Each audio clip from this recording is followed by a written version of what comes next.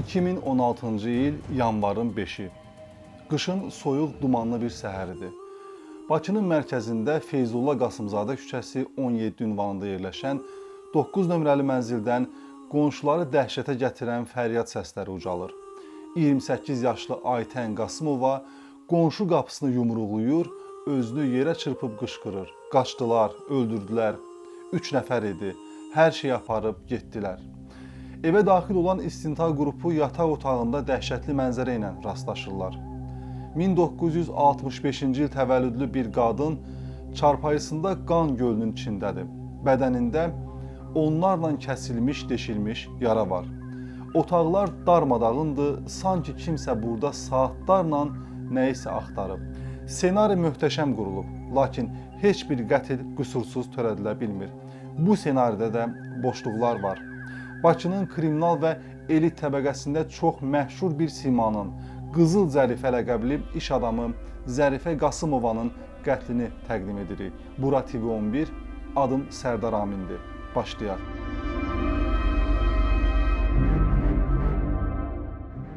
Zərifə Qasımova Bakının mərkəzi univermağlarında qızıl mağazaları olan şou biznes nümayəndələrinin, məşhurların şəxsən tanıdığı varlı bir qadın idi. Amma ailə olduqca qapalı yaşayırdı. Qonşularla heç kim ünsiyyət qurmurdu. Ölümündən cəmi bir neçə gün əvvəl dekabrın 31-də bir qonşusu Zərifəyə xəbərdarlıq edib deyir ki, oğurluqlar artıb, özünə mühafizəçi tut. Zərifənin cavabı isə indi istintaqın masasında ən böyük ipucuna çevrilir. Elə qorxduğum üçün hər gün dükandan 10-15 kilo qızılı torba ilə yığıb evə gətirirəm, səhər də təzədən işə aparıram. Demək ki, qatil də evdə kilolarla qızılın olduğunu bilirdi. Zərifənin qızı Aytən isə ilkin izahatında evdən yalnız özünə məxsus 30 min dollarlıq qızılın uğurlandığını deyir. Bəs yataq otağındakı o nəhəng sərvət hardadır? İstintaq ilk günlər mətbuatın da təsiri ilə ailənin qaranlıq keçmişinə yönəlir. Çünki bu ailədə hamı bir-biri ilə düşmən idi. Qızıl Zərifə anasından qalan mağaza mirasını tam ələ keçirmək üçün vaxtilə öz doğma qardaşı Eldarı şərləyərək həbs etdirmişdi. Qardaşı zindandan ona ismarış yollamışdı. Çıxan kimi səni öldürəcəm. Hətta bacısının ölüm xəbərini eşidəndə onun analarının yanında dəfn olunmamasını istəmişdi və olunmasını qadağan eləyəcək qədər nifrət duyurdu. Zərifənin keçmiş kürəkəni də daxil olmaqla ətrafındakı bir çox insan onun qurduğu tələ ilə həbsxanalarda qalırdı. Bu bədbəxt ailənin tək lirik və təmiz səhifəsi Zərifənin keçmiş əri, məşhur Fəryad filmindəki Şıxov batalyonunun komandiri Qarabağ qazisi Mehman Hüseynov idi. Amma o da 2015-ci ildə bu qətildən cəmi aylar öncə yoxsulluq içində ürək çatışmazlığından dünyasını dəyişmişdi. Hər kəs qatilin qisasçı qardaş və ya köhnə düşmənlər olduğunu düşünürdü. Amma hadisədən cəmi 48 saat sonra Bakı şəhər Baş Polis İdarəsinin və şəhər prokurorluğunun yaydığı birgə məlumat bütün ölkəni şoka salır. İsti izlərlə keçirilən əməliyyat nəticəsində 3 nəfər həbs olunur. Zərifənin öz doğma qızı 28 yaşlı Aytən Qasımova, bacısı oğlu 18 yaşlı Tural və onun dostu Pərviz. Qonşuların ifadələrinə görə Aytən həddən artıq israfçı və dəbdəbəli həyatla meyilli bir qız idi. Banklara, lombardlara külli miqdarda borcu yaranmışdı. İstintaq otağında Aytən Qasımova cinayətin tükürpədici senarisini vərəq-vərəq, cümlə-cümlə danışır. O anasını tək öldürmədiyini deyir. Plana görə qətli Aytənin gizli sevgilisi Kamran Səlimov sifariş veribmiş. Çünki Kamran Zərifəyə olan qızıl borcunu ödəyə bilmir və Zərifə onu polisə şikayət eləməklə hədələyirmiş.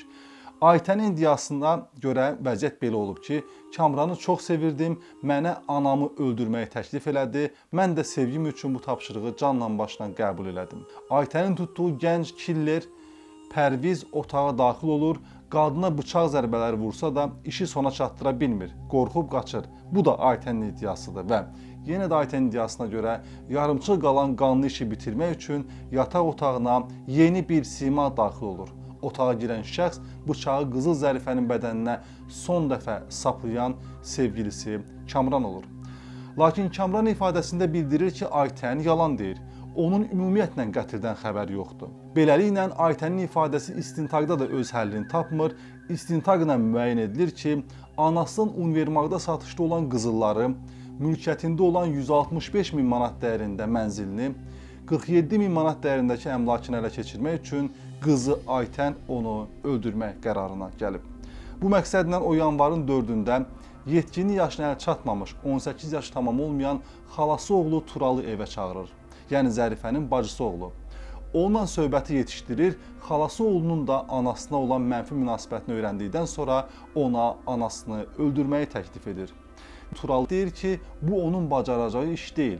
Ancaq bunu bacaracaq bir tanışı var. Beləliklə, onlar elə həmin gün Aytənin maşını ilə Pərviz Əsgərovun görüşünə gedirlər. Aytən az sonra killerə çevriləcək Pərvizə deyir ki, anasını öldürəcəyi təqdirdə ona 5000 dollar verəcək və eyni zamanda onu ürəyi istəyən əyləncəyə göndərəcək.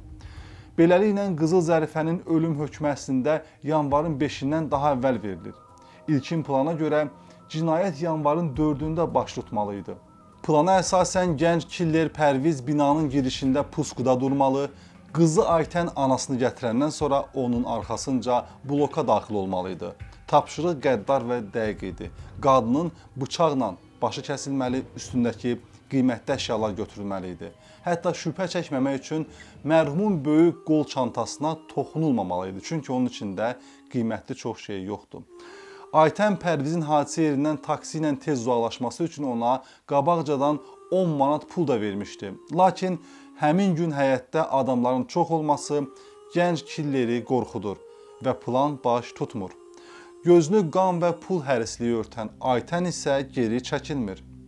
O killerlə telefonla əlaqə saxlayaraq yeni və qəti əmrini verir. Yanvarın 5-i səhər saat 7-də bıçaqla binanın qarşısında ol. Zərifə Qasımova qızıl dükanlarını böyük var dövlət toplayarkən evində öz qatilini yetişdirdiyindən xəbərsiz idi. Bu, Azərbaycanda tamah məqsədi ilə törədilən doğma anaya yönəlmiş ən nadir və xalqın mentalitetinə yad olan amansız cinayətlərdən biridir. Beləliklə, yanvarın 5-i səhər saatlarında cinayət icra olunur. Saat təxminən 9-da işləmiş evə qayıdan Aytən Qasımova anasının cansız bədənini qan içində tapır. Senari üzrə növbəti addım soyuqqanlıqla atılır. O, basqın görüntüsü yaratmaq məqsədi ilə öz otağındakı əşyaları darmadağın edir. Hətta cinayəti daha inandırıcı eləmək üçün Pərvizə onu da ayağından bıçaqla vurmasını təklif edir.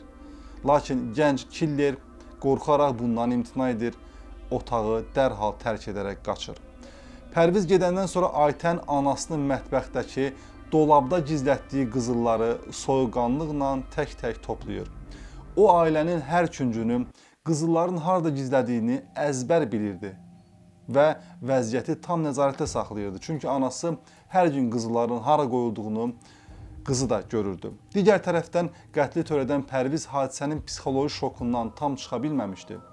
Tələsik qaçarkən soyuducunun üstünə qoyduğu şarfını götürməyi belə unutmuşdu. İstintaq zamanı məlum olur ki, Aytən cinayətin izini itirmək üçün peşəkar qatillər kimi düşünüb. O, Pərvizə evə gələrkən üzərində mobil telefon gətirməməyi tapşırıb. Çünki yaxşı bilirdi ki, telefon anten siqnalları ilə polis dərhal onun yerini müəyyən edə biləcək. Sifariş zamanı Aytən Pərvizə onu da demişdi ki, Zərifənin boynundakı, qulağındakı və qolundakı qızılları söküb özündə saxlasın. Plana görə 2 ay sonra onunla görüşə xüsusi adam göndəriləcək, həmin qiymətli əşyalar ondan təhvil alınacaq və əvəzində vəd olunan 5000 dollar nağd pul ona veriləcək. Məhkəmə prosesi başlayanda hadisələr yenidən alovlanır.